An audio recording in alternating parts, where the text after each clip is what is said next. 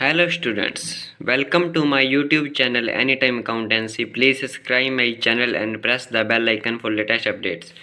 So students, आज हम बात कर रहे हैं जिस टॉपिक की उसका नाम है जॉइंट लाइफ पॉलिसी। इससे पहले स्टूडेंट्स लास्ट वीडियो में हमने दो बेसिस की बात की थी जिनका नाम था टाइम बेसिस और टर्नओवर बेसिस। आज हम बात करें जॉइंट लाइफ पॉलिसी की। सो स्टूडेंट्स इसे देखते हैं। For the purpose of maintaining liquidity and to arrange money to settle the account of deceased partners, legal representative joint life policy is taken by the firm on lives of the partner. Joint life policy firm के द्वारा ली जाती है ताकि disease partners के legal representative को पैसा देने के लिए मनी अरेंज हो सके और लिक्विडिटी बनी रहे। सबसे पहले हम बात कर रहे हैं अब इंडिविजुअल लाइफ पॉलिसी की। Instead of taking only one joint life policy, कई बार कहता है फर्म जॉइंट लाइफ पॉलिसी की जगह इंडिविजुअल लाइफ पॉलिसी लेती है, यानी कि हर एक पार्टनर के लिए अलग अलग life policy. So the firm may take individual policy on the lives of partner. The premium on these policies is paid by firm. जो प्रीमियम होगा वो फर्म के द्वारा पे किया जाएगा। And all such policies are treated as assets of firm. अगर premium जो है वो फर्म पे कर रही है तो ये फर्म की एसेट्स हैं। In case of death of A partner, जब किसी पार्टनर की डेथ होगी, only the amount of deceased partners insurance policy will be recovered from insurance company. तो जिस पार्टनर की डेथ होगी सिर्फ उसी का पैसा इंश्योरेंस कंपनी से रिकवर होगा, क्योंकि बाकी पार्टनर्स तो अभी सही हैं, जीवित हैं। Which will be credited to all partners in their professional ratio. लेकिन जो डिसीज पार्टनर की पॉलिसी का पैसा आएगा उसे सभी पार्टनर्स में बांटा जाएगा। क्यों बांटा जाएगा? क्योंकि प्रीमियम का पैसा फर्म दे रही थी और पार्टनर्स फर्म का हिस्सा हैं, सभी पार्टनर्स, तो सभी को शेयर दिया जाएगा। Legal representatives receive following. Legal representatives को जो जो चीज़ें मिलेंगी वो देख लेते हैं अब। Share in amount of due from insurance company on disease partner. सबसे पहले तो लीगल रिप्रेजेंटेटिव जो हैं डिसीज पार्टनर के, उन्हें डिसीज पार्टनर्स का जो इंश्योरेंस कंपनी से उसकी पॉलिसी रिकवर हुई है उसमें जो उसका अमाउंट है वो दिया जाएगा। और share in surrender value of the policies on lives of surviving partner. और जो पार्टनर सर्वाइव कर रहे हैं उनकी पॉलिसी की सरेंडर वैल्यू। अब यहाँ पर सरेंडर वैल्यू क्या है? कई बार क्या होता है कि मान लीजिए पॉलिसी अगर 10 साल बाद हमारी रिकवर होनी है, मैच्योरिटी डेट अगर आज से 10 साल बाद की है, लेकिन अगर हमें 5 साल बाद ही पैसे चाहिए तो हम उस पॉलिसी को बंद करवा सकते हैं, लेकिन हमें पूरा अमाउंट नहीं मिलेगा, कुछ वैल्यू मिलेगी। यानी कि जो राशि मिलेगी, जो वैल्यू मिलेगी उसे कहती हैं सरेंडर वैल्यू। तो जो पार्टनर्स उस टाइम पर सही हैं, सर्वाइव कर रहे हैं, उनकी पॉलिसी की सरेंडर वैल्यू चेक की जाएगी और उनकी पॉलिसीज़ में डिसीज्ड पार्टनर का शेयर निकाला जाएगा, क्योंकि उनकी जो पॉलिसीज़ का प्रीमियम था वो फर्म ने पे किया था और जब तक पार्टनर डिसीज पार्टनर फर्म का हिस्सा था तो उसके लिए भी उनकी पॉलिसी भी डिसीज पार्टनर के लिए एसेट्स थी, तो डिसीज पार्टनर को सर्वाइविंग पार्टनर की पॉलिसी का जो सरेंडर वैल्यू है उसमें शेयर मिलेगा। इसका अकाउंटिंग ट्रीटमेंट देखते हैं अब। इसके 2 केसेस हैं, देख लेते हैं कौन कौन से केस। फर्स्ट है when surrender value are not appearing in books, जब सरेंडर वैल्यू बुक्स में शो नहीं हो रही। और सेकंड केस है when surrender value are already appearing in books, जब सरेंडर वैल्यू बुक्स में शो हो रही है। सबसे पहले हम केस फर्स्ट की बात करते हैं, जब सरेंडर वैल्यू शो नहीं हो रही। In this case full amount of premium is debited to profit and loss account से सारा प्रीमियम चार्ज किया जाएगा लाइक अदर एक्सपेंसेस की तरह। इसकी एंट्रीज देख लेते हैं। Insurance company account debit to life policy, जो पार्टनर की डेथ होगी यानी कि डिसीज पार्टनर की पॉलिसी का जब पैसा आएगा तो एंट्री होगी insurance company account debit to life policy account. उसके बाद सेकंड एंट्री होगी life policy account debit to all partners capital account. और जो लाइफ पॉलिसी होगी डिसीज पार्टनर की, यानी कि जिस पार्टनर की डेथ हो गई है उसकी लाइफ पॉलिसी को सभी पार्टनर्स में बांटा जाएगा इन देयर ओल्ड रेशो में। थर्ड एंट्री की बात करें तो surviving partners capital account debit to deceased partners capital account. यहाँ पर डिसीज्ड पार्टनर का कैपिटल अकाउंट क्रेडिट होगा और सर्वाइविंग पार्टनर्स का कैपिटल अकाउंट डेबिट होगा, क्योंकि उनकी सरेंडर वैल्यू में डिसीज्ड पार्टनर को शेयर मिलेगा। तो deceased partner share in surrender value of surviving partner की ये एंट्री हो जाएगी थर्ड। इसका प्रैक्टिकल क्वेश्चन देखते हैं। प्रैक्टिकल क्वेश्चन की बात करें तो A B and C are partner, ratio है उनका 4:3:2। Firm taken individual policies of 4,50,000, 2,50,000 and 2 lakh, यानी कि ए की पॉलिसी की अमाउंट, बी की और सी की रिस्पेक्टिवली।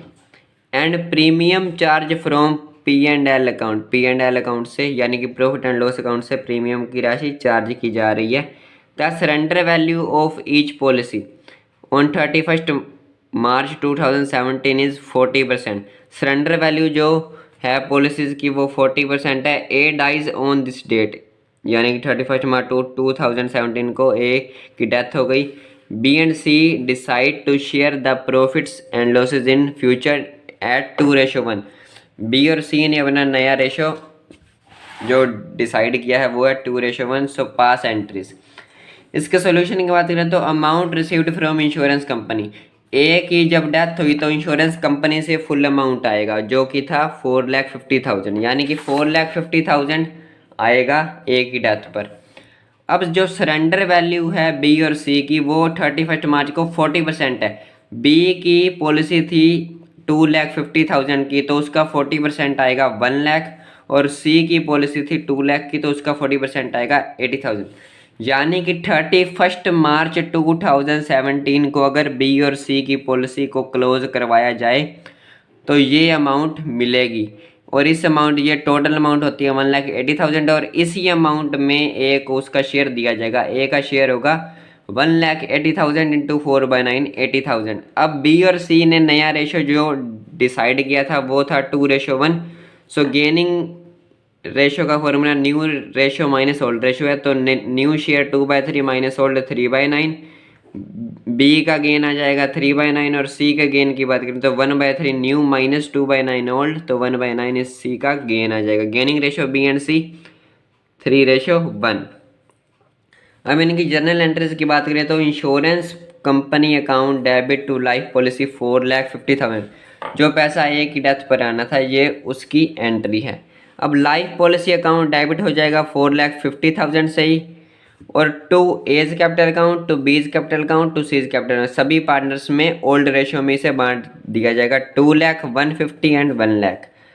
अब जो सरेंडर वैल्यू थी उसमें ए का शेयर था 80,000। अब 80,000 में B's capital account debit, C's capital account debit to A's capital account, यहाँ पर ए का कैपिटल अकाउंट क्रेडिट होगा क्योंकि उसे उसका शेयर मिलेगा, और बी और सी उसे गेन कर रहे हैं तो उन्हें ए को उसका शेयर देना पड़ेगा, वो भी गेनिंग रेशो में।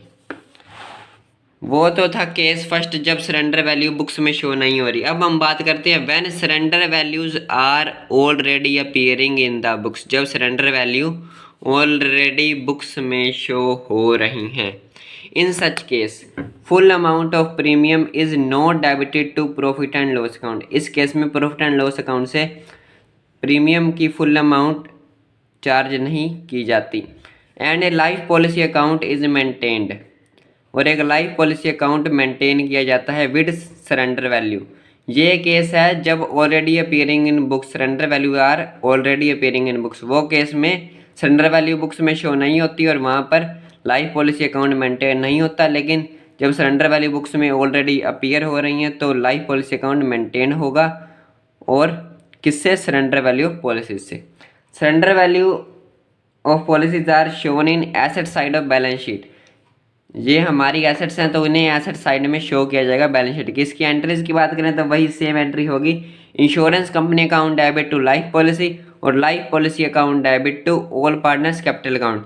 लेकिन इसमें कुछ नोट सा भी है, एक amount received minus surrender value in balance sheet, जो अमाउंट बैलेंस शीट में शो हो रही है उसे माइनस यानी कि लेस करने के बाद जो अमाउंट हमें आएगी वो पार्टनर्स में बांटी जाएगी। इसका प्रैक्टिकल क्वेश्चन करेंगे तो अच्छे से समझ आ जाएगा।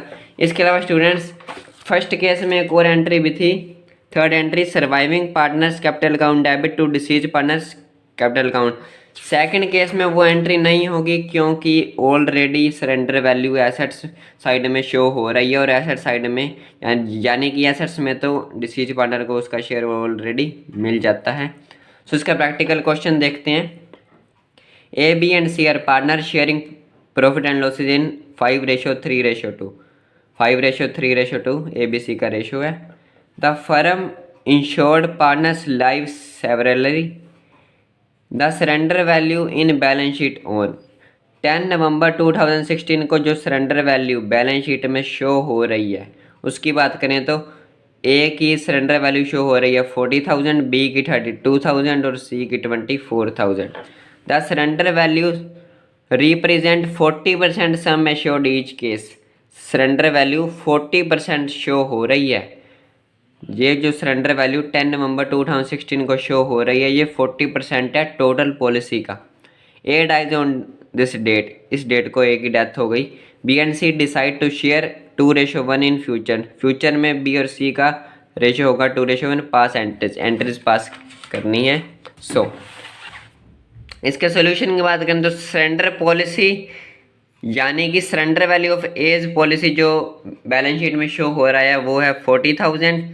सो 40,000 इंटू 100/40 क्योंकि हमें पॉलिसी का अमाउंट निकालना है तो वो आ जाएगा 40,000 इंटू 100/40 1 लाख, यानी कि ए की पॉलिसी थी 1 लाख की। So insurance company account debit to life policy account. Insurance company से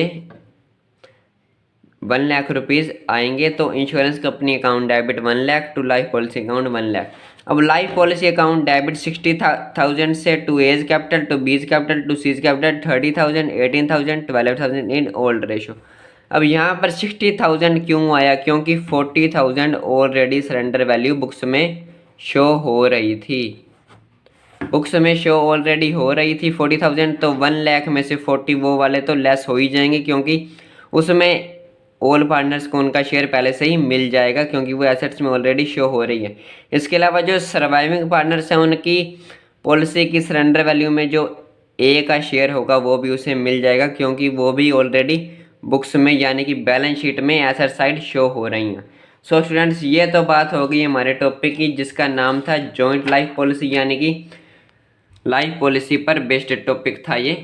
अब स्टूडेंट्स हमारा जो इसी चैप्टर में हमने बात की है रिटायरमेंट और डेथ की। हमारा रिटायरमेंट का एक टॉपिक पहले रह गया था जिसका नाम था retirement and settlement of loan account, यानी कि जो पार्टनर रिटायर होगा उसका जो लोन होगा जब हमारे पास उस टाइम पर कैश नहीं है तो उसे लोन अकाउंट में ट्रांसफ़र किया जाता है और लोन जो होगा उसे पे करने के हमारे पास 2 अलग अलग मेथड हैं।